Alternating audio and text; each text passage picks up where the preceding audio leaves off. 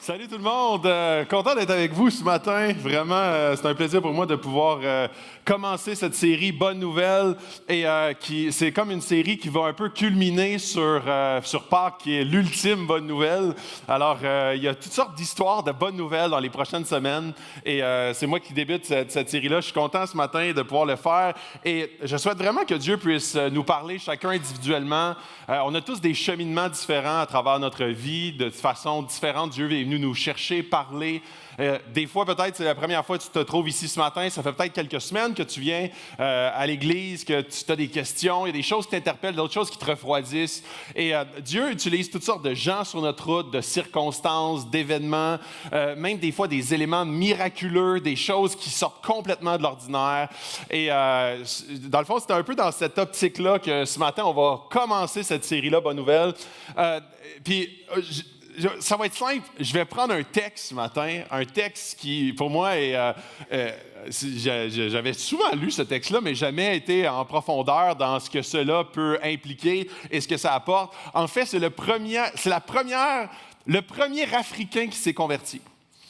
Alors, fait que c'est dans les Actes et on va passer le matin à explorer. C'est un gars, en fait, là, cet Africain-là, c'est un gars qui vient de l'extérieur, vraiment loin de Jérusalem. Il est à 2000 kilomètres.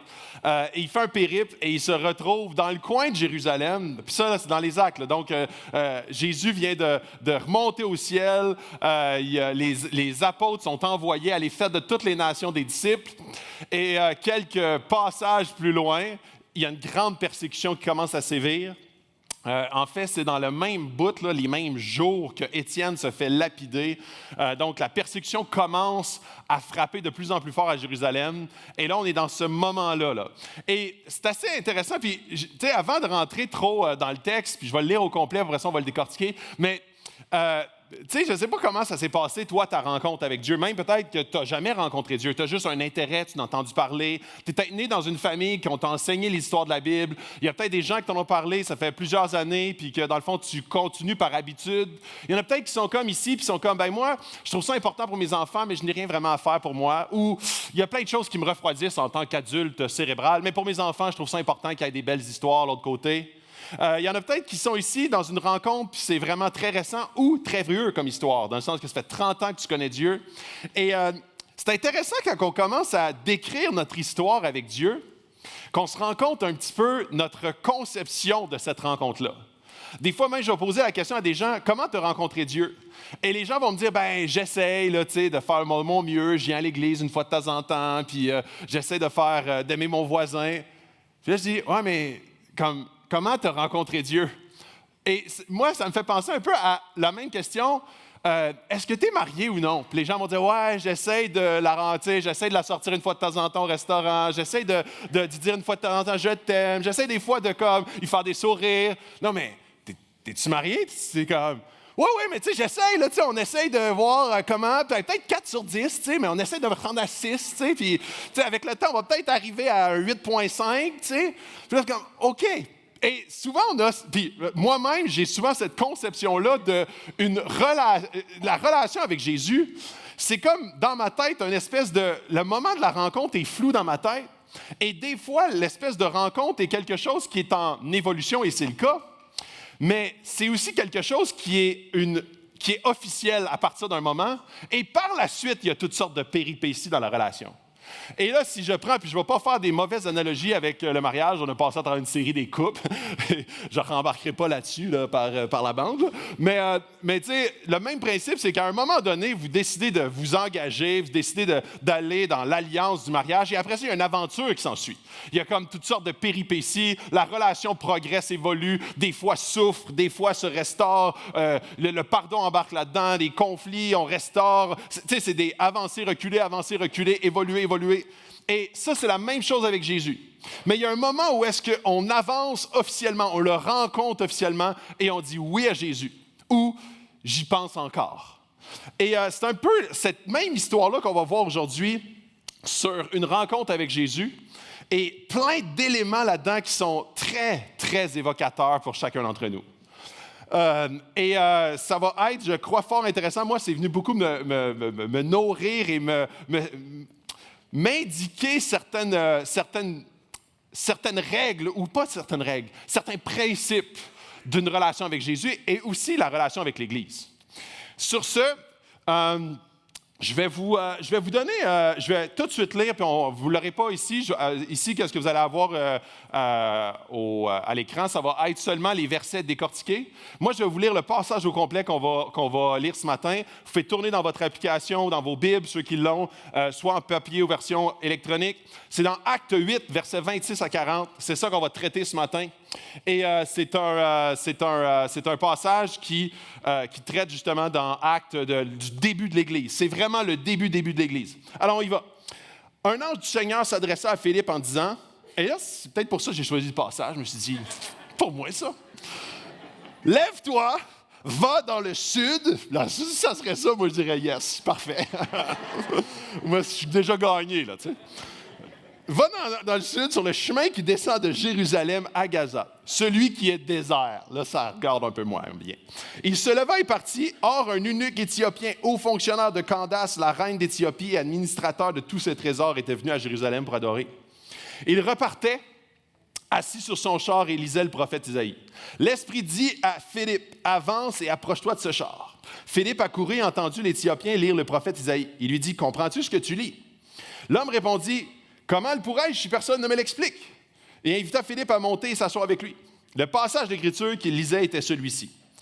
Il a été conduit comme une brebis à l'abattoir et pareil à un agneau muet devant celui qui le tond, il n'ouvre pas la bouche. Dans son humiliation, la justice lui a été refusée. Et sa génération, qui en parlera? En effet, sa vie a été supprimée de la terre.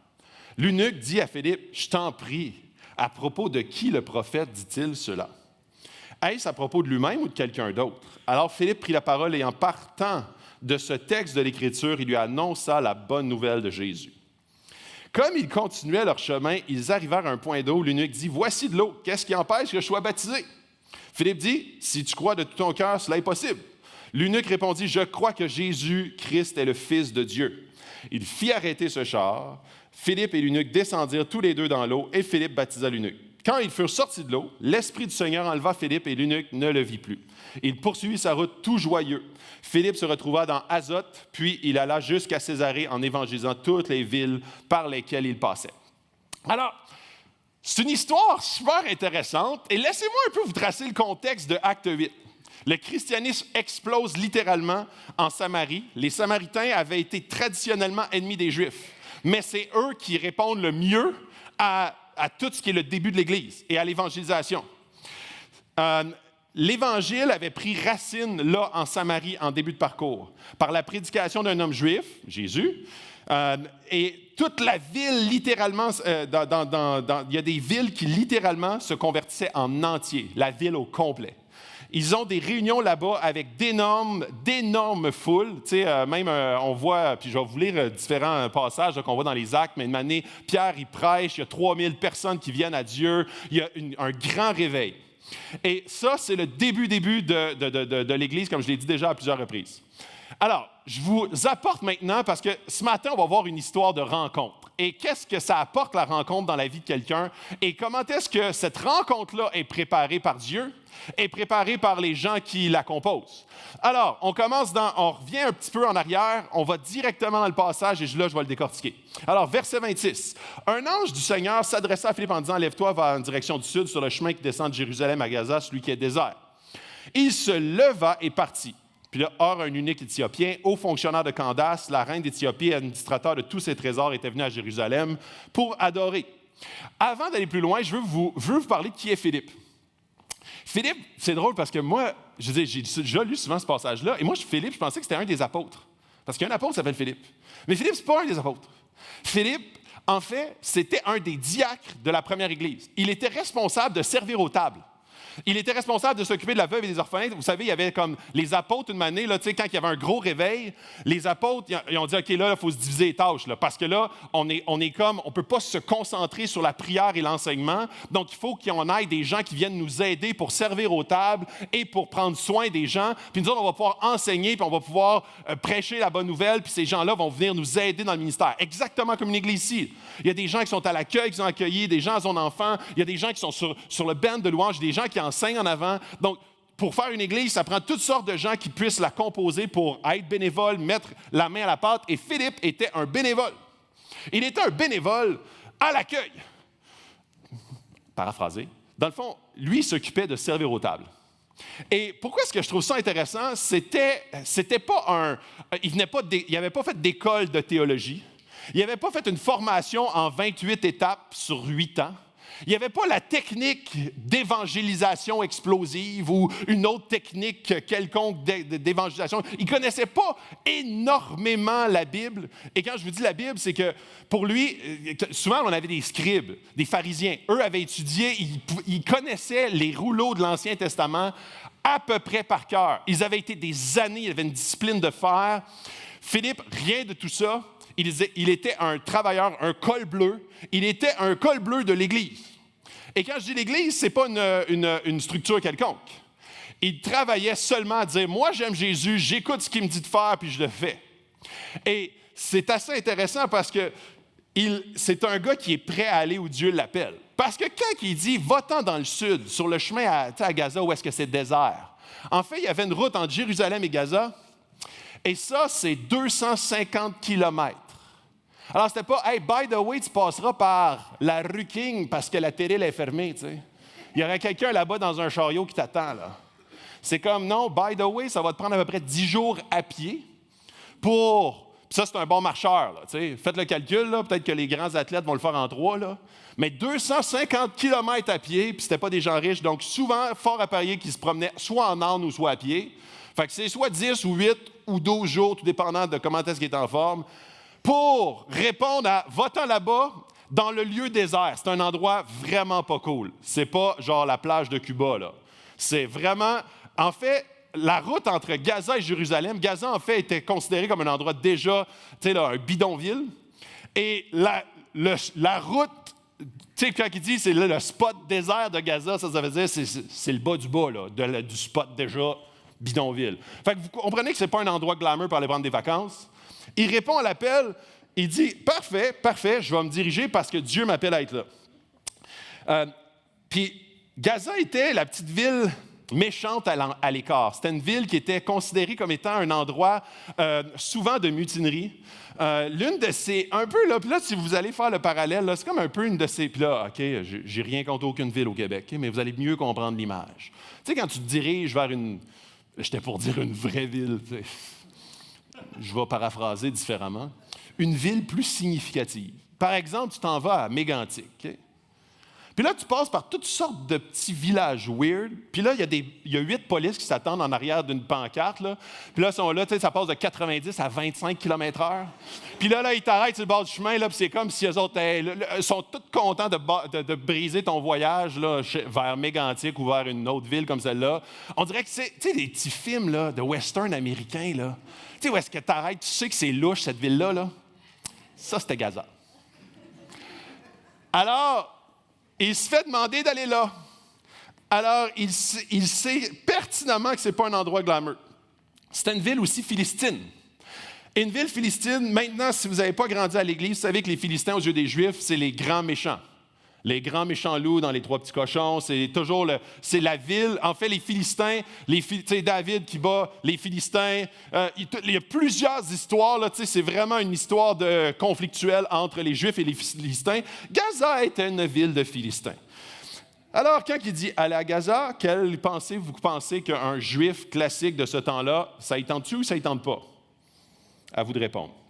Vous voyez ce qui se passe. Et c'est une des premières villes samaritaines, donc Philistins et Samaritaines, qui a été évangélisée et qui a répondu à l'Évangile.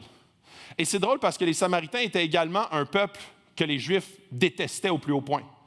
Tu sais, quand vous connaissez l'histoire du bon Samaritain? Et le principe de cette histoire-là, c'est les gens samaritains.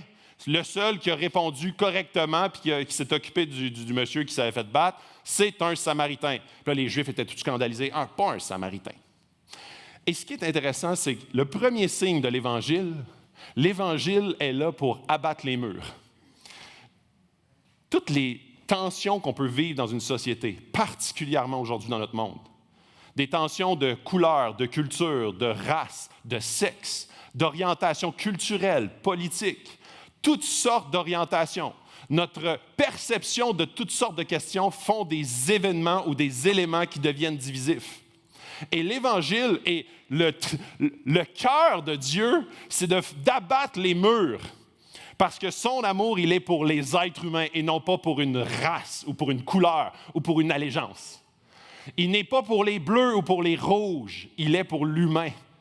Il s'est sacrifié pour l'humain, il est venu pour l'humain. L'Église est le seul endroit où des personnes de races différentes, puis là, je devrais le mettre au conditionnel, parce que l'Église est certainement un des endroits où est-ce qu'on retrouve le plus souvent de divergences et de motifs de séparation qui sont non selon le cœur de Dieu. Mais l'Église devrait être l'endroit où est-ce que les races, des nationalités, les couleurs, les différentes classes de socio-économiques, les personnes traditionnelles ou non conventionnelles, les ennemis se rassemblent au même endroit et adorent le même Dieu. Puis qu'est-ce qui fait ça? C'est que les gens qui se rassemblent dans la même Église, selon la bonne nouvelle, c'est qu'ils ont la même, ou ils ont réalisé la même mauvaise nouvelle. La même mauvaise nouvelle qui est, on est tous contaminés, corrompus par le péché, donc je mérite la mort. Et Jésus est venu et il est ma solution. Donc que tu sois de n'importe quelle allégeance, que tu sois le meilleur Jack sur la planète ou le pire Jack sur la planète, tu as le même problème. Que ton ami à côté de toi ou que ta sœur à côté de toi. Le texte nous dit aussi que c'est une personne de l'Éthiopie. Un eunuque de Candace, responsable du trésor en Éthiopie. Puis en Éthiopie, aujourd'hui, le pays de l'Éthiopie, c'est un petit pays. Mais dans ce temps-là, c'était en fait presque la moitié de l'Afrique.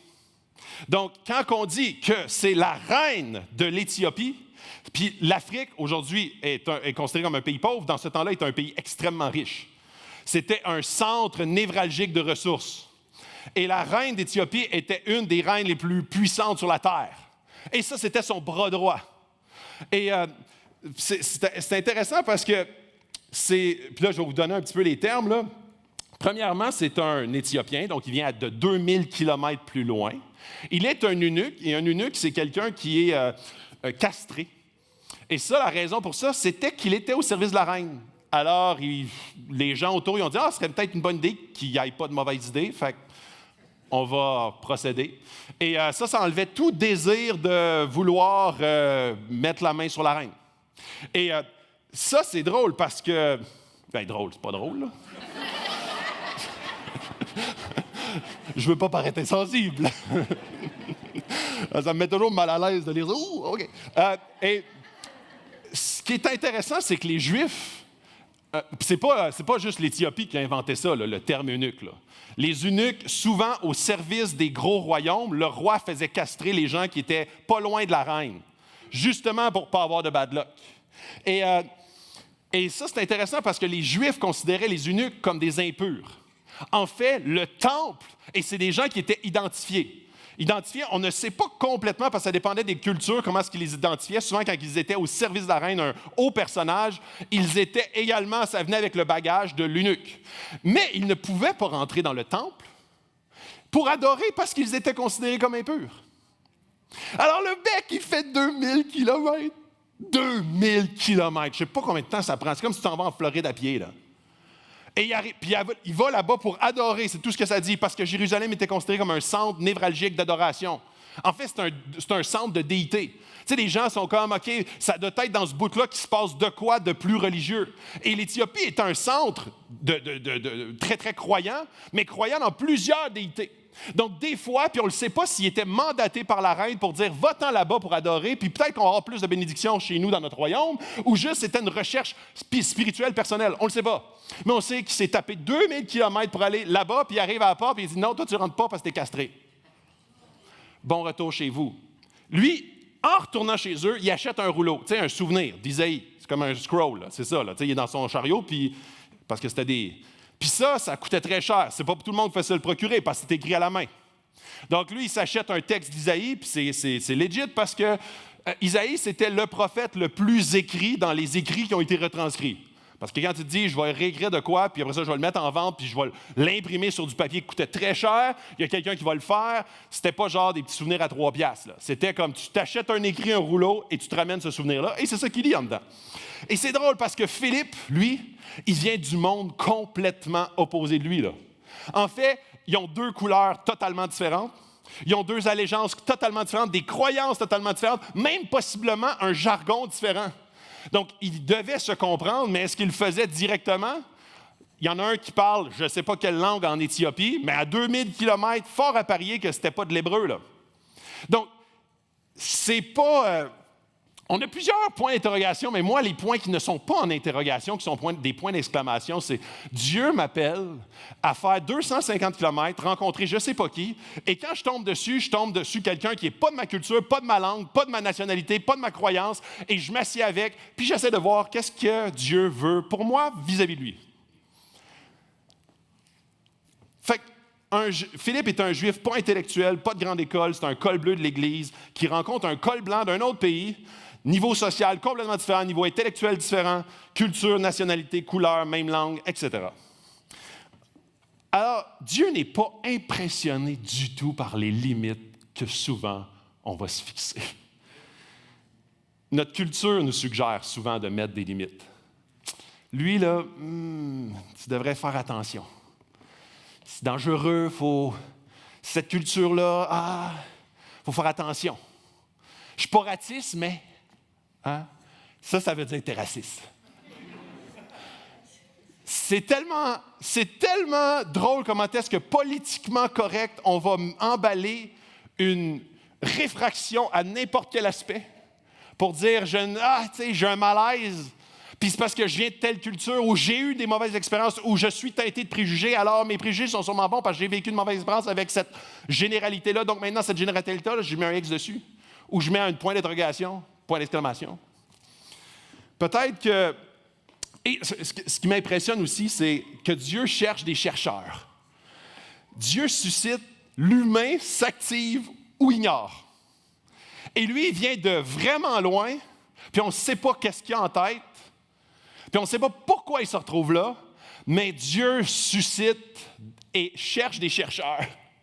Et Dieu va mettre des questions des fois existentielles, des questions des fois tu sais, comme d'où je viens, où je vais, à quoi je sers.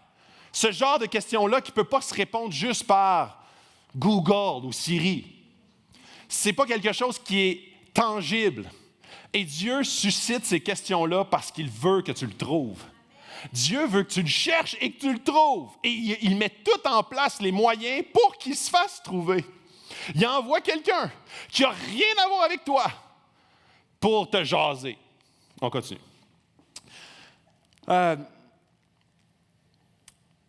Et il se leva, il s'en alla, verset 27. Et voici ce qui est significatif. Dieu le renvoie loin de tous. L'excitation, les grandes foules, il est allé à Jérusalem, c'est vraiment, là, tu sais, il y a beaucoup de monde à cet endroit-là, tout le monde vient pour adorer. Et là, Dieu le renvoie plus bas dans une ville méchante, déserte, appelée Gaza, parce qu'il a un rendez-vous avec un homme. Il part, et là, en passant par Gaza, il y avait un Éthiopien, un eunuque, un tribunal fonctionnaire de Candace. Candace, juste pour dire, Candace, c'est un titre. Donc, c'est comme la princesse. OK? Alors, c'est pas un lieu. Ce qui veut dire un peu comme César Auguste, Candace. On ne sait pas c'est quoi son prénom non plus à la reine. Ce type était le trésorier. Le trésorier, c'était toujours un des plus hauts placés dans un certain État. C'est lui qui avait accès au trésor. C'est lui qui avait les clés. C'est un eunuque, ça j'en ai déjà parlé. Il était venu ça c'est assez intéressant, il était venu à Jérusalem pour adorer, donc il y avait déjà une espèce de recherche de. C'est un voyage mystique, on ne le sait pas, mais il est venu là pour adorer. Et c'est drôle parce que là, on se dit, OK, ça c'est pas nous autres. Mais on a tous, dans une certaine culture donnée, un niveau de mysticisme. Je ne sais pas si vous vous souvenez de la toune des colocs. « Bon Dieu, donne-moi une job. Tu m'en reverras à l'église. » Ça veut dire, je vais venir à l'église parce que je n'ai pas de job. Ou si tu m'en donnes une, moi venir à l'église. Parce que ça te fait plaisir, je suis à l'église. Et ça, puis pourquoi je donne cet exemple-là, c'est que ça, c'est le mysticisme au sein d'une nation. Ça va mal. Quand tu es chrétien et ça va mal, c'est de la faute de Dieu. Quand ça va mal, puis tu n'es pas chrétien, c'est que je vais revenir à l'Église pour que ça aille bien. Et Dieu est comme, dans tous les cas, vous êtes complètement à côté de la traque. Parce que Dieu, c'est pas genre, fais quelque chose et après ça, je vais te récompenser. Dieu ne fonctionne pas du tout comme ça. En fait, souvent, il veut développer, il veut susciter une recherche plus profonde, une relation plus profonde avec ses enfants. Parfois, l'épreuve est le meilleur moyen pour y arriver. Mais ce n'est pas pour faire souffrir, pour obtenir une faveur de ces humains. Loin de là. C'est pour être en intimité avec eux. C'est pour qu'on puisse apprendre à dépendre sur lui. Et c'est drôle comment est-ce que, de la même façon que des gens vont avoir une superstition religieuse, puis on va dire on va faire un voyage mystique à Jérusalem parce qu'on a peut-être perdu, ou on s'est fait battre par un certain royaume, ou juste pour accroître nos richesses, on va faire un voyage mystique pour y parvenir. Et souvent, on est dans ce même type de voyage-là.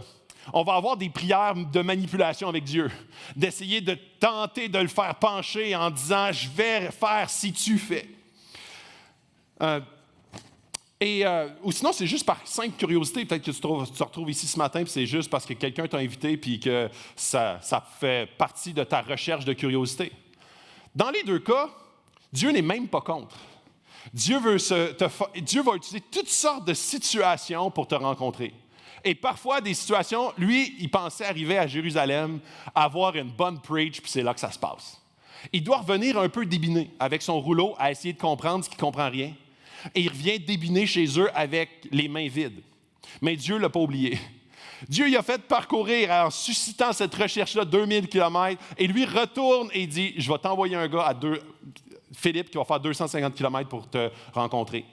Il y avait beaucoup de religions en Éthiopie, mais ils adoraient des choses comme le soleil, des animaux. Mais peut-être ce type avait le sentiment qu'il y avait plus que ça. Plus que juste le travail, la routine, plus que juste Montréal. Et de la même façon, on dit hey, le soleil, les animaux, come on.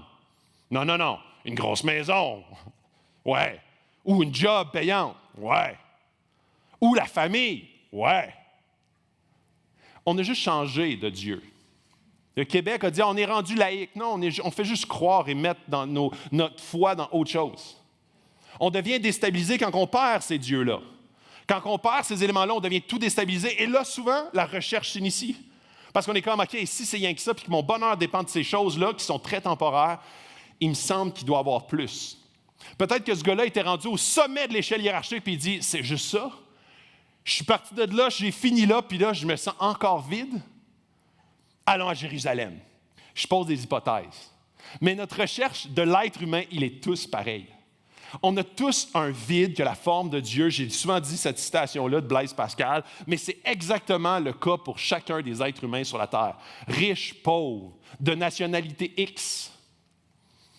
Même lui. Et verset 28, il repart assis sous son char et il lisait Isaïe.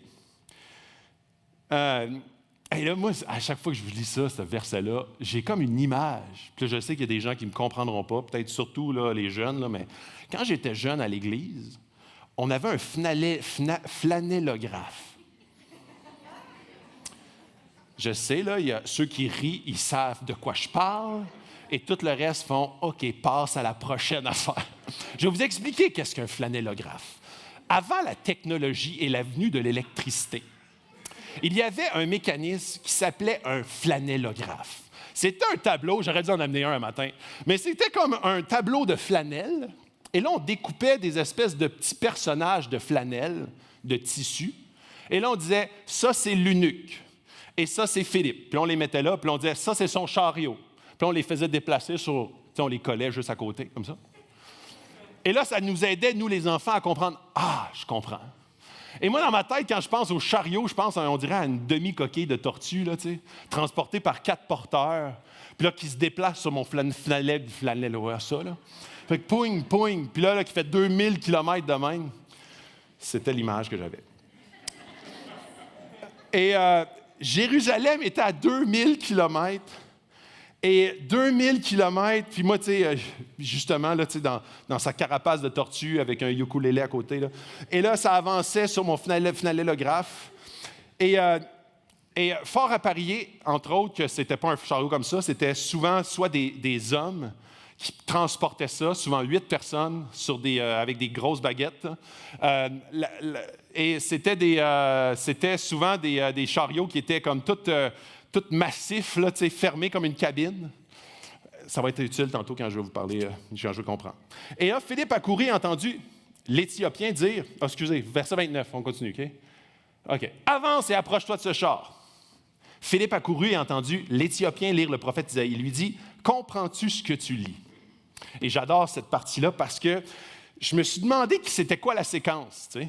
Moi, j'imagine tellement le gars, là, tu sais, qui avance, puis là, tu entends la musique du gars, là, tu sais. Tu sais, à la lumière, là, tu entends, il écoute une chanson chrétienne. Puis là, tu cognes à sa vitre. Hey, tu comprends-tu ce que tu écoutes? Ça parle de Jésus, ta toune. Mais il ne parle pas anglais, puis c'est une toune anglaise. Fait qu'il dit non, ça passe à la radio. Fait que là, il dit OK, ferme ta fenêtre. Mais là, lui, c'était pas le cas. Il lisait Isaïe. Fait que là, il dit parfait. Il dit comprends-tu? Et ça, là, je trouve ça tellement cool parce que, puis là c'est principe 101. Ça, c'est la base d'une bonne prédication. Tu pars avec la Bible, tu finis avec Jésus, that's it. Et c'est exactement ce qui se passe. Il pogne le texte. Tu comprends-tu ce que tu lis? Puis ça finit avec Jésus. Vous allez voir, ça s'en vient Jésus, OK? Fait que ça, là, c'est la base de toute prédication. N'importe où, n'importe quand, dans la Bible, de A à Z, ça commence avec la Bible, ça finit avec Jésus. Ça, dans ce temps-là, c'est un gros signe que ça va dans la bonne direction, OK? Fait que lui, il dit, puis moi, je trouve ça encore super intéressant, il dit pas, « Hey, toi, Dieu m'a dit de l'être cogné à ta vitre pour te dire qu'est-ce que tu devrais croire. » Il dit, « Non, je veux savoir où tu te trouves. » La question, pas une question qui tue, la question qui fait vivre. Tu comprends-tu ce que tu lis?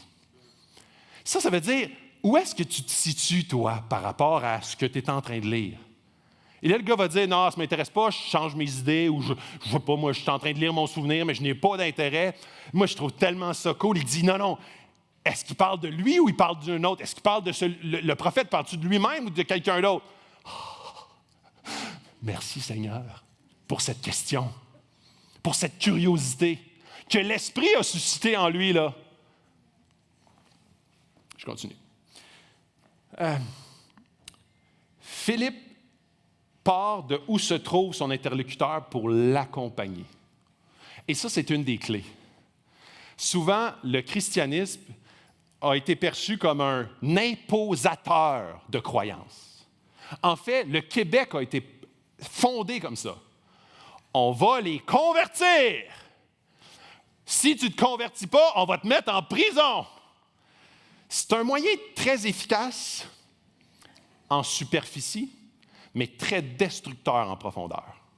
Et là, on se dit, on n'est plus là, on n'est plus là, nous autres, là. Oui, on est juste là, mais avec d'autres mots. On va taper, on va comme imposer plutôt que de comprendre, accompagner, prier, supporter. Et des fois, la conversion, ça peut prendre des années. Hey, j'ai pas des années, moi, à perdre, là. Hey, vas-y, là, il faut que ça se fasse flau. Je t'amène à l'église, t'écoutes, tu te convertis. Bye, c'est fait. Prochain. Mais Dieu ne marche pas de même. Dieu marche sur le relationnel, sur le longue haleine. Et ce qu'il nous demande, c'est d'être à l'écoute de l'Esprit et d'être obéissant à ce qu'il nous demande. That's it. Et j'aime tellement comment Philippe s'y prend. Il est là, disponible, attentif à l'Esprit et prêt à obéir.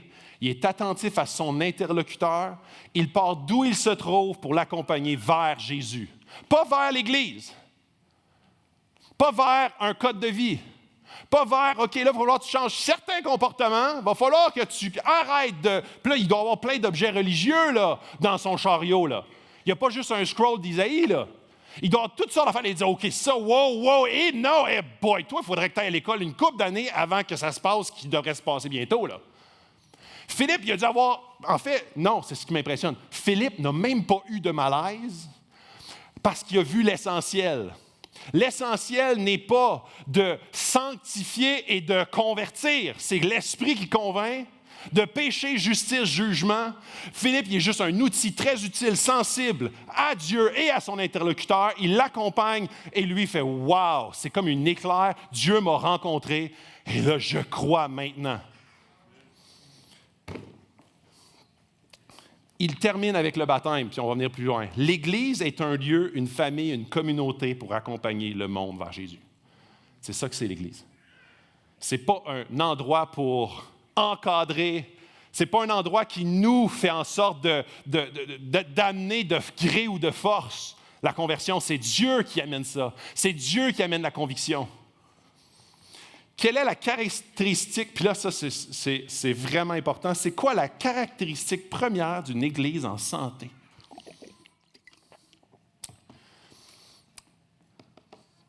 Que chaque personne dans l'Église soit à l'écoute de l'Esprit et prêt à y obéir.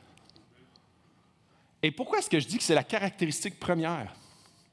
Disponibilité, écoute et action. L'Église, c'est les gens qui la composent et non la structure qui l'entoure. Une Église centrée sur la structure, qui l'entoure sera toujours limitée par la structure. C'est quand qu'il va y avoir un nouveau cours pour ça? C'est quand qu'il va y avoir une nouvelle initiative, une nouvelle série? Comment est-ce que j'attends la structure? Et imaginez si Philippe avait attendu la structure pour dire, OK, l'Église de Jérusalem, on a un plan de développement pour atteindre l'Éthiopie d'ici les 2-3 prochains centenaires. Imaginez. Et ce qui est intéressant, je ne sais pas si je brise un punch plus loin, mais ce n'est pas grave. Selon l'historien Eusèbe, un historien qui a écrit énormément sur l'Éthiopie antique, a affirmé que cet Éthiopien-là, l'eunuque, avait été fort possiblement le premier implanteur d'une église en Éthiopie qui a mis le début d'un réveil en Éthiopie. Cette première semence-là était le plan de développement de Dieu pour le monde. Mais à partir de quelle structure? La sensibilité à l'esprit et l'obéissance à celui-ci. Souvent, on est comme, non, moi, je fais mes petites affaires, je viens à l'église, puis that's it. Mais on est tous l'église, dans la ville, dans le pays. Puis Dieu va peut-être te mettre des affaires qui sont comme, hein, mais oui, mais ça ne fait pas partie du plan de développement de Acts 21. Non, mais c'est justement... L'Église et le plan de développement de Dieu ne passent pas par la structure, passent par l'Église. Et la structure est juste là pour aider, favoriser, mais elle n'est pas limitée par la structure. Et souvent, on s'assoit sur la structure, un peu comme on regarde le gouvernement. J'espère que le gouvernement va faire changer les choses. J'espère que le gouvernement va faire pour les pauvres. J'espère que le gouvernement va mettre des logements. J'espère que le gouvernement va nourrir. J'espère que... Puis on est comme, on s'assit sur ça en disant, « Ouais, let's go, on votera dans 4 ans pour dire qu'il n'était pas bon, il m'en aura un autre. » Et c'est la même chose dans l'Église. Souvent, on commente, « Hey, ouais, on attend après le prochain gouvernement, là, après le prochain pasteur. Ah, lui, il va peut-être avoir la meilleure initiative. » Puis on s'assied en disant, « Ah, il l'a pas, non, ça ne marche pas, il l'a pas fait comme je pensais. » Non, c'est l'Esprit, ton pasteur. C'est Jésus. C'est qui? L'Esprit, c'est l'Esprit de Jésus. That's it!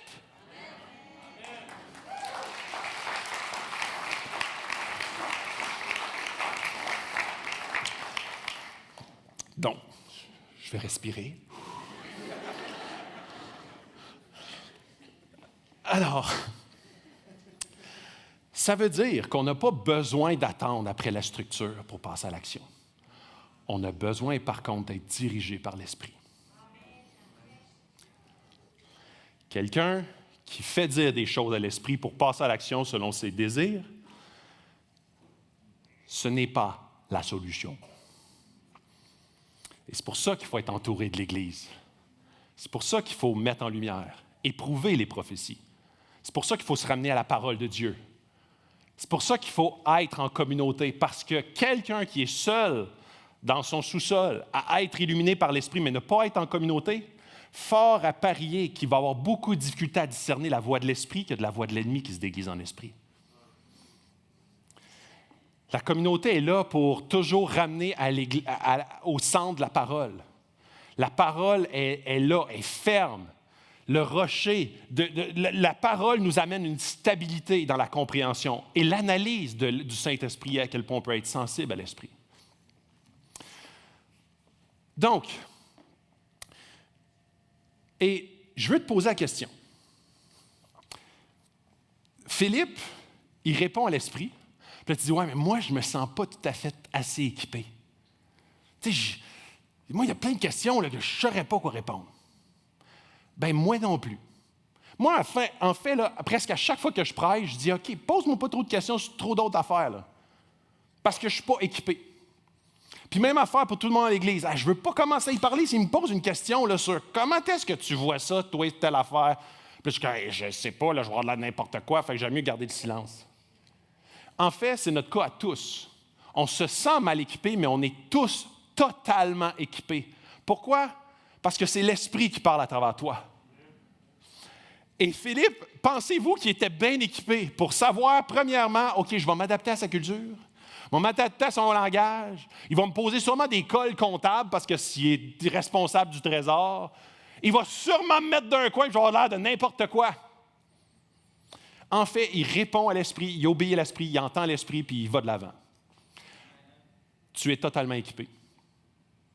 Là, maintenant. Tu as 12, 13, 14, 15 ans, tu es totalement équipé. Ça fait 30 ans que tu connais Dieu, tu es totalement équipé. Tu viens de connaître Dieu la semaine passée, tu es totalement équipé. Pas à cause que tu es super connaissant, mais parce que l'Esprit t'habite et lui, il est équipé. That's it. Puis une chose très importante, on est équipé quand on pointe à Jésus, quand on élève Jésus et quand on est sensible à l'Esprit. Quand tu te sens trop équipé, c'est un mauvais signe. Parce que ce n'est plus l'Esprit qui parle, c'est toi qui parles. Et à partir de ce moment-là, la catastrophe est à venir. La manipulation n'est pas loin. La culpabilisation, le fouet n'est pas loin.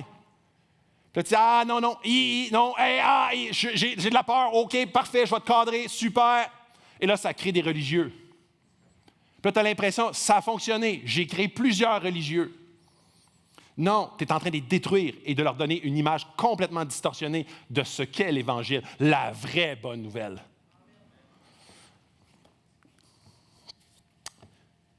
Et c'est tellement beau de voir comment est-ce que Dieu, c'est la façon qu'il aime toucher les cœurs.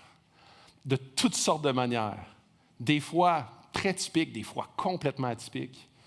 Il veut nous conduire, il veut nous utiliser, tous et chacun ici dans cette salle, pour faire la mission de Dieu. Verset 31. L'homme répondit, « Comment je pourrais, si personne ne m'explique? » Et il invite Philippe à monter et s'asseoir avec lui. Puis, savez-vous qui a vraiment été choqué dans ça? C'est les 8 porteurs, ça, comme. T'es sérieux, là? No way! Là, c'est comme, déposez les mecs, là, remontez. Discutons. OK, bon. Au milieu de tout ce qui se passe en Samarie, des grandes foules, des gens, des rassemblements, un gros rassemblement religieux, Dieu il avait spoté un homme. Il avait spoté un homme, il a dit, moi, je vais veiller sur ton histoire. Je vais te donner quelqu'un qui va t'accompagner. Je vais t'amener quelqu'un à tes côtés, parce que lui, il dit, hey, comment je ferais pour savoir si personne ne m'explique? Yes, Dieu y a pourvu.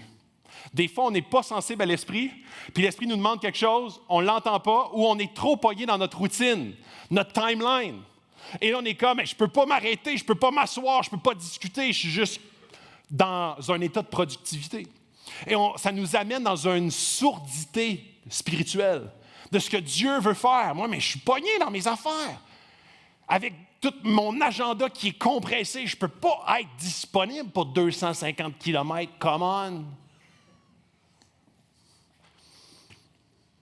Dieu a apporté Philippe à cet endroit pour grimper dans le chariot parce qu'il n'aurait pas pu aller au temple. Il a veillé même sur des conceptions religieuses que les eunuques sont impurs, donc tu ne peux rentrer dans le temple. Parfait, je vais faire venir un dude juste pour toi. C'est ce qui est arrivé à certains d'entre vous. Il y a des gens qui ne se seraient jamais mis les pieds dans une église. Puis il y a quelqu'un à ton travail qui t'a parlé de Jésus. That's it. Il y a des gens qui ne seraient pas rentrés dans une église traditionnelle, mais au cégep, ça ne me dérange pas. That's it. Dieu va mettre des situations pour te rejoindre, pour t'atteindre, mais il faut que son peuple soit attentif à ce qu'il veut faire avec nous. Il vous a préparé, il a semé des questions dans votre cœur. Vous ne saviez peut-être même pas qu'il venait de lui, mais Dieu suscite. Chaque être humain a été créé avec une pensée de l'éternité, un désir de recherche et de le trouver. C'était peut-être que vous avez pensé à l'éternité, réalisé que vous alliez mourir, que la vie allait nulle part, qu'il n'y avait pas d'espoir dans ce que vous poursuiviez. Peu importe les éléments qui nous ont poussés à le rencontrer, Dieu suscite des chercheurs pour se faire trouver. C'est la voix de Dieu qui parle à l'intérieur de nous, de chacun d'entre nous. Peut-être que c'est un sentiment d'éloignement. Peut-être que tu es chrétien, que tu as pris ce choix-là, mais que tu vis en colocation avec Dieu beaucoup plus qu'en relation intime et personnelle. Peut-être que Dieu, c'est comme une histoire plus du passé que du présent. Dieu veut faire rejaillir en toi cette source d'eau vive qui est implantée en toi par son esprit qui vit en toi. J'attendais, c'est intéressant parce que dans toute cette histoire-là, on voit comment est-ce que Dieu fait diminuer les barrières, utilise des gens qui veulent être à son service et fait diminuer les barrières aussi chez son interlocuteur. Son interlocuteur, on ne voit pas une fermeture, on ne voit pas des blessures, mais plus une recherche. Il y a quelque chose à l'intérieur de vous qui vous dit, il y a plus que ça, il manque de Dieu, il manque de connexion avec lui. C'est sain, cette recherche-là. C'est sain. Et souvent, on veut l'éteindre plutôt que de l'affirmer. C'est Dieu, c'est ce que la Bible décrit comme un appel profond à l'éternité. Peut-être que c'est une expérience de douleur qui le provoque, la porte d'un enfant, le deuil, des éléments qui sont souffrants dans votre vie, une perte d'emploi, perte d'un ami, une maladie, une souffrance chronique, toutes sortes d'éléments qui nous poussent, des problèmes avec la santé mentale, la dépression, l'anxiété, des choses qui nous amènent à dire « Dieu, j'ai besoin de toi, mais je ne te connais pas. » Voici ce que je sais par contre. Dieu a préparé un certain nombre d'entre vous et que vous soyez ici n'est pas un accident ce matin. Cette personne qui vous a invité, vous ne l'avez peut-être pas réalisé, ils peuvent que je ne m'en suis même pas rendu compte, mais Dieu était dans cette invitation. Il vous appelle et il vous parle. Il y a peut-être un matin que tu te lèves en famille et tu dis « OK, à matin, on va à l'église. » C'est le temps. C'est le temps de réentendre Dieu, d'être sensible à son esprit. L'église n'est pas la clé, mais un outil pour se remettre au diapason avec Dieu. Cet eunuque qui savait qu'il manquait quelque chose était allé à Jérusalem pour essayer de trouver Dieu, il ne l'avait pas trouvé là. Il l'a retrouvé sur son retour, sûrement qu'il était confus dans son chariot, lisait ces affaires-là qu'il ne comprenait pas, et Dieu avait pourvu un moment, une personne pour lui. Tout comme l'eunuque, on a besoin de quelqu'un pour nous guider. C'est là que l'Église rentre en jeu. Quand je dis l'Église, c'est chacun d'entre nous et non pas la structure. Ton ami, ta femme, ton époux, n'importe qui autour de toi pour s'aiguiller, s'épauler, prier les uns pour les autres. Tu vis des souffrances, partage-les. Il faut qu'on vive ça en collectivité, en communauté et non pas isolé chacun dans notre bout. Tu as perdu croyance, la foi, tu ne sens plus Dieu. C'est le temps de t'ouvrir, de lui parler à quelqu'un autour de toi qui va prier pour toi parce que des fois, on n'est pas capable de combattre. On est rendu trop faible, on a besoin de quelqu'un pour venir à nos côtés. C'est ça, l'Église. Donc, l'Église n'est pas un endroit, ce n'est pas une tâche à accomplir, c'est une communauté à construire. Verset 32, le passage de l'Écriture qu'il lisait était celui-ci. Il a été conduit comme une brebis à l'abattoir, pareil à un agneau muet devant celui qui l'attend, il n'ouvre pas la bouche. Dans son humiliation, la justice lui a été refusée, sa génération, qui en parlera? Ceci est une citation qui a été presque écrite mot pour mot. C'est une citation par rapport au Messie, par rapport à Jésus. 800 ans avant la venue de Jésus. Jésus n'a pas ouvert la bouche. Il était là devant Pilate. Il n'a pas déclaré ou dit tous les crimes odieux qu'on l'accusait, qu'il n'avait pas commis, mais il s'est resté en silence. Même s'il était complètement innocent de tout ce qu'il était accusé. Pourquoi? Il n'a pas ouvert la bouche et il ne s'est pas défendu. Lorsque vous êtes accusé au tribunal et que vous gardez la bouche fermée, c'est que vous acceptez que vous êtes coupable. Il n'y a pas de réponse. Qu'est-ce que vous concédez? La culpabilité. Jésus a concédé sa culpabilité, mais pas la sienne, car il n'avait aucune culpabilité. Il était la seule personne à avoir vécu une vie parfaite. Il est resté silencieux parce qu'il consentait à ma culpabilité. C'est ça l'histoire de Jésus. C'est de se faire accuser, de prendre sur lui mon blâme, et de l'accepter. Vous voyez derrière Pilate, les dirigeants juifs, tout le monde pointait du doigt Jésus, mais Jésus, lui, vit la main de Dieu pointer vers lui, l'accusant de mon péché à moi et de votre péché à vous. Et Jésus a gardé sa bouche fermée parce qu'il allait être battu et puni pour notre péché. C'est ça la mauvaise nouvelle pour moi, mais la bonne nouvelle à cause de Jésus. Il est mort comme un agneau. Les agneaux étaient des animaux sacrificiels. Chaque année en Israël, le père de famille amenait un agneau au temple et le déposait sur l'autel et confessait les péchés de la famille à ce sujet. Et pendant qu'ils étaient là, confessant que le prêtre trancherait la gorge de l'agneau et l'agneau mourrait pour les péchés de cette famille à la place de cette famille. Jésus est l'agneau parfait. L'Évangile, en 4 mots, Jésus à ma place. C'est tout. Les théologiens appellent ça l'expiation substitutive. C'est que Jésus est mort pour prendre ma place. Jésus a vécu la vie que j'étais censé avoir vécue et est mort pour prendre ma place. La mort que j'avais été condamné à mourir à ma place. C'est ça, c'est aussi simple que ça, l'Évangile, la bonne nouvelle. L'Évangile veut dire bonne nouvelle. Jésus à ma place. L'Évangile vous déclare que Jésus a fait tout le nécessaire pour nous sauver. Ici, nous disons que l'Évangile n'est pas un bon conseil, c'est une bonne nouvelle qui change le cours de l'histoire et le cours de ma vie et de ta vie. L'eunuque dit à Philippe, je t'en prie, à propos de qui le prophète dit-il cela? Est-ce à propos de lui-même ou de quelqu'un d'autre? C'est une très belle question. De qui s'agit-il? Il s'agit de Jésus. Tout tourne autour de Jésus, il est le but de tout cela. Par ici, nous disons qu'il y a 2 façons d'appeler religion. La religion, c'est écrit faire un tas de trucs que vous êtes censés faire pour accomplir la volonté de Dieu. L'Évangile n'est pas orthographié faire, mais fait. Je suis accepté à cause de ce que Jésus a fait pour moi maintenant. Et ce n'est peut-être pas la première fois que tu entends ça, mais c'est toujours important de se le rappeler. Parce que très souvent, je perds de vue cette bonne nouvelle pour laisser place au faire dans ma vie plutôt que fait. Je vais avoir des réactions avec les gens basées sur « je dois faire pour que les gens pensent » plutôt que « il a fait ». Donc, Dieu pense. C'est très facile de prendre ces paroles-là et de dire « j'y crois » sans vraiment y croire profondément. Mais c'est une lutte constante pour chacun des chrétiens dans cette salle. Tous les jours. Et la croix n'est pas seulement « ah oui, il y a 30 ans, j'ai découvert ». C'est une remémoration de l'alliance continuelle. Je vais inviter l'équipe musicale, je vais terminer là-dessus. Notre adoration est intense parce que Jésus a tout fait ça à notre place.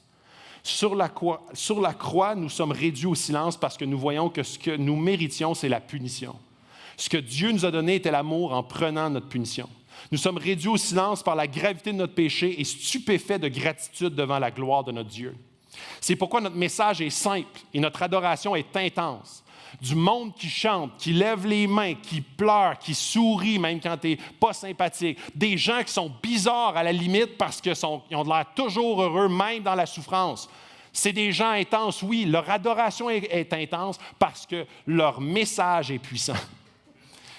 Il s'agit de Jésus. Tout tourne autour de Jésus. Je ne veux pas savoir si vous êtes religieux ou à quel point vous êtes une bonne personne. Ce n'est pas à propos de cela.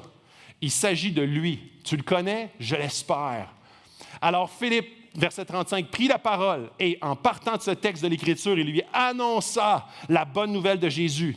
Comme ils continuaient leur chemin, ils arrivèrent à un point d'eau. L'eunuque dit, « Voici de l'eau. Qu'est-ce qui empêche que je sois baptisé? » L'eunuque a pris une décision. Il a dit, « Je crois, c'est bon. Qu'est-ce qui empêche que je sois baptisé? » Il y a un certain point où est-ce que tu entends parler, mais de manière, il y a un cadeau à accepter.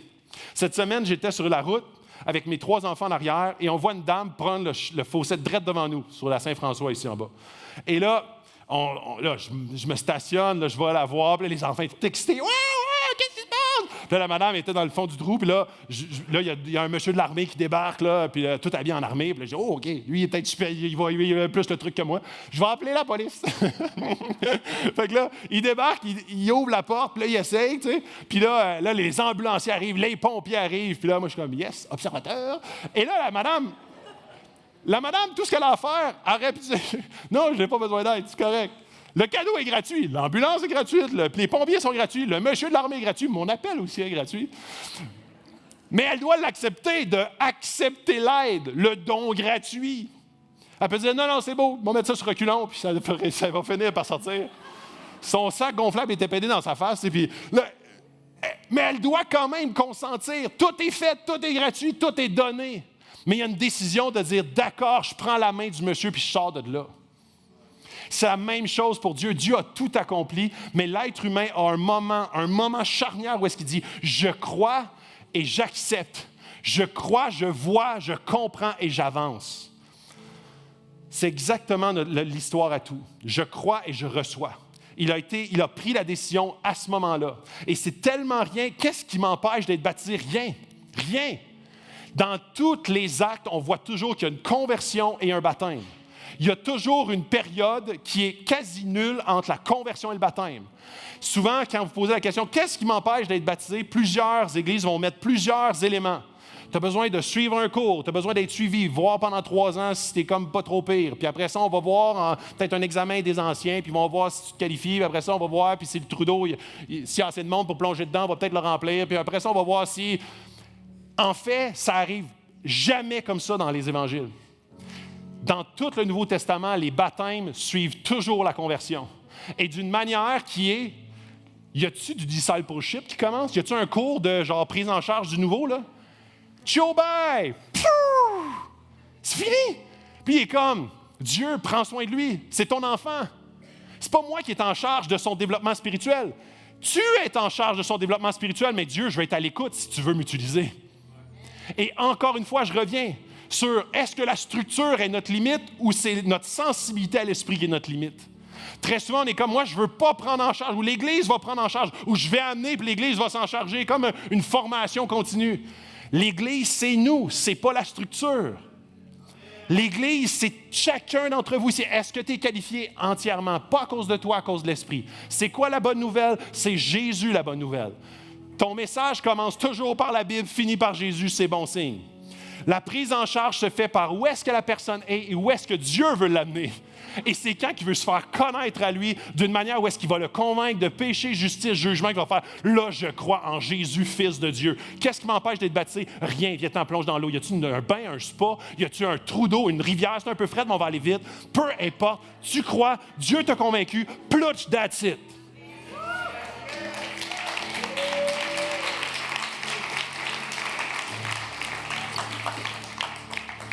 Sur ce, j'aurais pu vous parler encore beaucoup. Mais moi, ce que je veux ce matin, c'est que je veux pouvoir prendre un temps pour prier, pour que tu puisses répondre à Dieu. Et on a toutes des situations différentes. Vous venez peut-être de tous des backgrounds différents. Il y a des gens peut-être qui sont plus en refroidissement, ils veulent redécouvrir Dieu. Il y a des gens qui sont ici puis ils sont en cheminement depuis plusieurs années. Il y a peut-être des gens qui ne se sont pas fait baptiser encore. Ils veulent être baptisés. Dans 3 semaines, il va y avoir des baptêmes ici. Ça va être un moment pour répondre à Dieu de cette manière-là, de façon publique, mais ça peut se faire de toutes sortes de manières, un baptême. Il y a des gens qui vont être à l'arrière aussi pour entendre, exactement comme Philippe. As-tu des questions? Comment je peux t'accompagner? Comment je peux te prendre par la main et être utile entre les mains de Dieu pour t'accompagner dans ton cheminement de ta rencontre, ton mariage avec Dieu? Et après ça, je vais juste être disponible à tes côtés pour pouvoir suivre ton cheminement.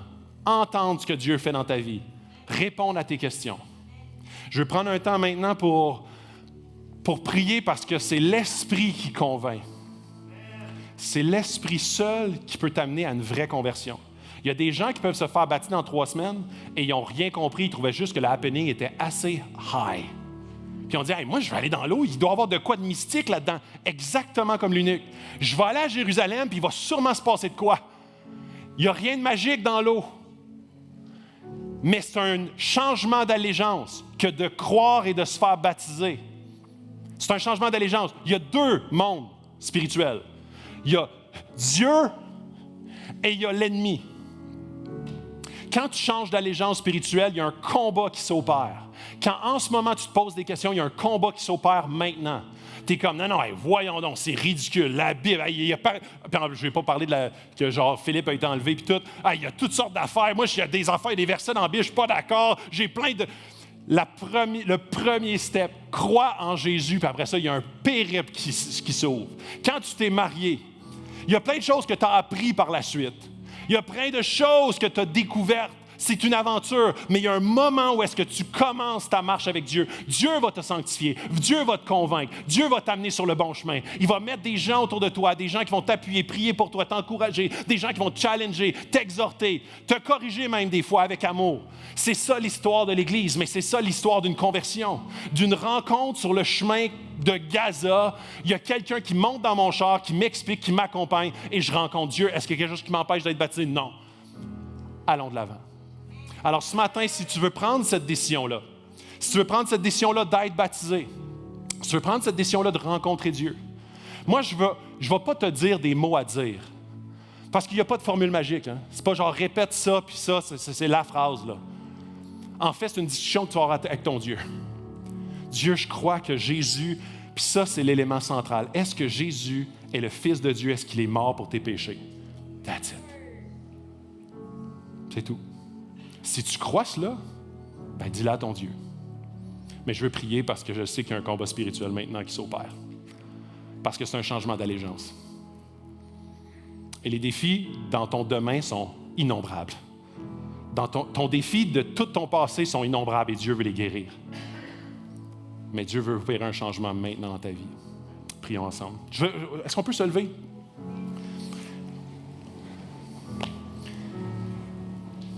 Et je vous invite, si vous avez à cœur de prier aussi pour les gens qui sont autour de vous, on ne sait pas qu'est-ce que les gens autour de nous qui peuvent vivre en ce moment. Mais je vous invite à prier pour l'Église en ce moment, le combat qui se vit dans cette salle, dans les cœurs, pendant la louange, ce combat qui continue de s'opérer, que vous puissiez être en prière pour ce que Dieu est en train d'opérer. Dieu, tu es notre roi. Dieu, tu es un Père tellement proche, tellement intime. Tu as envoyé ton Fils Jésus prendre la place qui nous était réservée. Dieu, je te demande que ce matin, tu puisses continuer ton travail que tu opères dans les vies, dans les cœurs. Que tu puisses nous amener, Seigneur, à une découverte de qui tu es, une découverte de ton Fils personnel, une découverte et une croyance où est-ce que je dis, je crois en toi, mon Dieu, je crois en Jésus, qu'il est ton Fils et qu'il a pris sur lui mon péché, ma responsabilité. Il est mort et ressuscité.